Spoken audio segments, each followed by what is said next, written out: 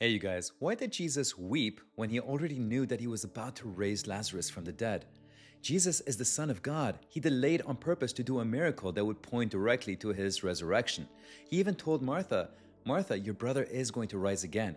And yet, when he stands at the tomb, John 11:35, which is the shortest verse in the Bible, says Jesus wept.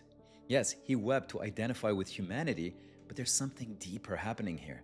Think of Joseph when he finally saw his brothers. He knew that restoration was coming, yet he still stepped away and wept because of the weight of all those years filled with anguish and loss and grief that had been caused by sin.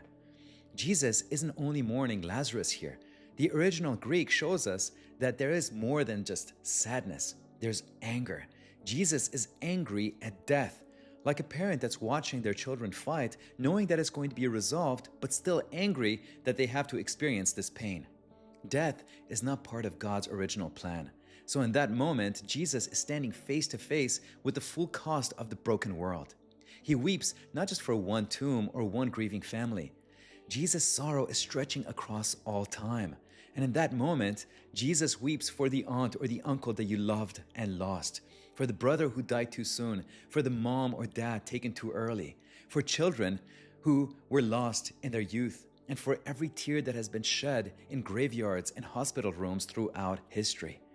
Jesus felt the full weight of human grief caused by death, knowing that the time had not yet come for death to be finally overturned and every tear to be wiped away. If you remember, at the end of Schindler's List, there's a scene when the Jewish workers come and give Schindler a ring that has been made from all their gold. And they say, whoever saves one life saves the entire world.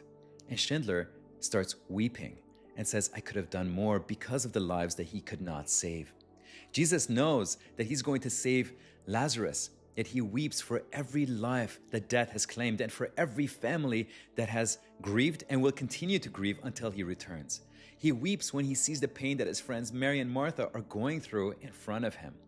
And there is something else that's so beautiful.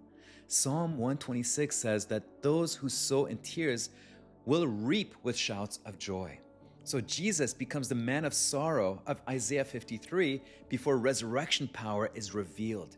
Jesus said, I am the resurrection and the life. So what he's doing here is he is sowing tears of resurrection and life into the ground that has been marked by death. Jesus sows tears to reap shouts of joy, not only when Lazarus walks out, but as a foreshadowing of his own resurrection and the day every grave will break open. Jesus' tears point to his burial.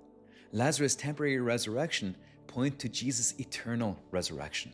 Lament before glory, sorrow before joy. You see, what Jesus is showing us here is that the God who weeps is also the God who restores. And one day, every tear that we sow in faith will one day be harvested into eternal shouts of joy.